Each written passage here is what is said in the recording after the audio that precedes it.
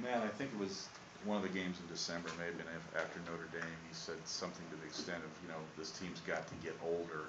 And I think you meant in terms of not only leadership, but performance by your upperclassmen. Now, obviously, PJ was great tonight, but your three old guys, Yeah. John and the two juniors, really, when you had to have it tonight, they just went out and won the game for you. Yeah, I thought Basil Smotherman was good in the first half and really gave us some good energy. Obviously, PJ gave us good energy the whole game. But those three guys, Octius and Rayfield Davis and Hammonds were really good. And we got off to a rough start, but I thought we defended well. And it kept us in the game, and it kept us in striking distance and got a little momentum going into halftime. And then, we had a good start to the second half, and that was key for us. Yeah, the first 17 minutes of the game and the final 23 were very different. Just, was it simply defense, or because your offense really loosened up too? What was the difference? Well, I think we just had to make some baskets. I thought PJ gave us a spark there at the end. He got that steal. He got another steal when he poked the ball from behind, and that was big. AJ makes the jump hook there at the end of the half. So I just think the difference was, just having some confidence after making some plays. And defensively, I thought we were good all night. I thought Ravonte Rice, about half of his field goals were just really tough shots. And he's a really good player. He's a talented player. You just mentioned the steal by PJ, the one under the basket. It seemed like it really energized the arena. It gave your team a huge lift. Just that one play, how significant did you think it was? Well, I thought it shocked people more than anything. For him to steal the ball and then to score over him, kind of in the same movement. It was just something that got us going a little bit, and that's what you have to have. You have to have somebody step up and make a couple plays to try to get a little bit of momentum. And even a low-scoring game, back-to-back field goals, is huge. Rebounding early on, they were taking it to you even more than they did at Illinois. Although I know you guys were missing a lot of shots, obviously early on too. Right. They contributed to that, but you come out ahead on rebounding. It seemed like as the game changed, you guys were taking control there too. Just, I guess, how much of a factor you see that was in AJ's role in that? Right. Well, I thought in the second half we were really good on the glass. They got the better of us in the first half, and AJ obviously did some really good things. Even though Nana got 5 offensive rebounds, but that was huge in that 10-minute stretch where we almost held them scoreless through that stretch. Was that we weren't allowing any second chance opportunities.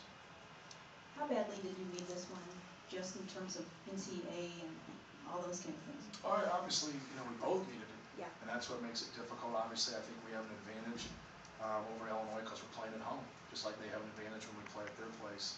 And you're going to have to play really well to be able to beat anybody in our league, on the road. So it's just one more win, versus a quality team. And, we can't have enough of those when you're sitting there and you're really close. You mentioned some of the young guys who kind of factored into this game. Vince, to start the second half, really made some good passes. It seemed like really made some good plays offensively. How much did that mean to the start you got off to? Well, his only basket was, the first play of the second half, and he knocked out that 15-footer against the zone, and we had a tough time getting it into the high post, and once we did, we got some good looks. We just didn't knock him down in the first half, and then Vince, he made that shot in the second half, and he found John along the baseline a couple times, and that really got us going. And I thought we really could have taken off because Vince had a couple really good threes on the perimeter and rhythm that just didn't go down for him. Matt, over here. Can you elaborate a little bit more on PJ? He hasn't played much in the last couple of days or couple games. Right. And then what sparked you to use him more, and just the way he responded to that. Well, he gives you another ball handler, and really just his attitude's been great. He hasn't played, and he's kept a good attitude, and just kind of waiting on his turn. And I've kind of flip-flopped him and Bryson throughout the year to where they never really got into a rhythm, and we've played them both on kind of the personnel who we're playing against. And after watching us play Illinois the first time, I thought he did some really good things in the half court. He had a driving layup. He had a good look off a 3. He did some good things, for us. And the way they play and the way they defend, you got to have good movement. And PJ does a good job of passing the basketball and finding people and moving the ball. And I just thought he would help us a lot in those areas. and then he gives us the spark defensively, which was huge for us. On the tournament, I mean, 20 wins, 12 in the Big Ten, I mean, do you think those are numbers that should get you in? Well, you got to compare it versus people.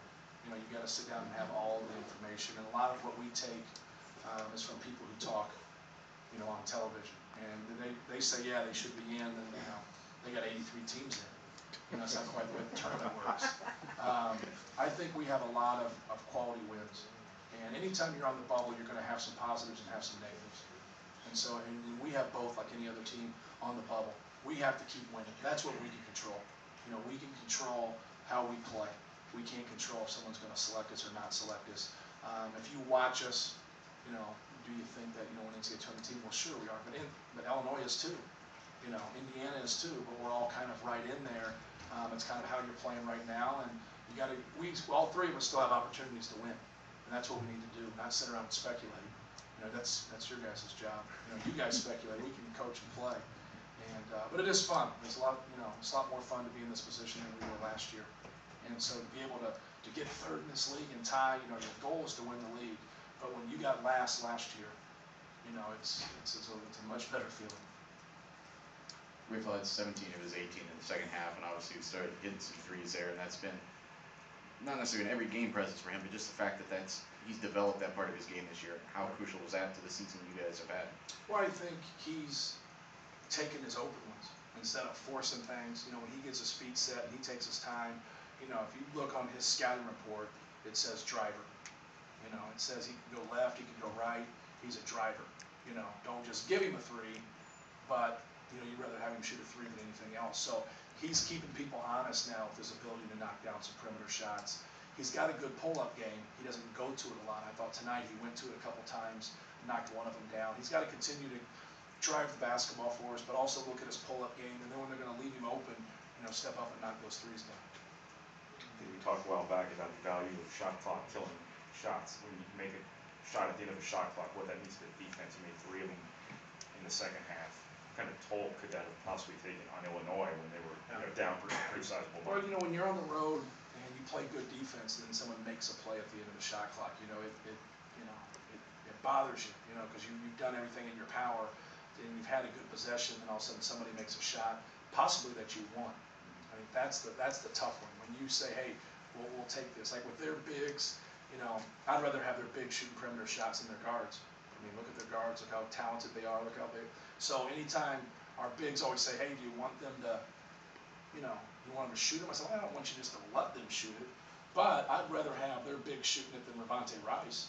I'd rather the big shoot it than Malcolm Hill. And so people have to say that about, some of our guys that don't either shoot a lot of threes or shoot a good percentage. Ray actually doesn't shoot very many, but he's got a pretty good percentage now. But they'd rather give that up than A.J. Hammond's posting up, or John Octius getting to the rim, or Rayfield getting to the rim. So when you make those kind of baskets at the end, especially when they're jump shots, it hurts you. It's like, we're doing what we want, but they're still scoring. Anything else? Thank you. Thank you. Thanks, man.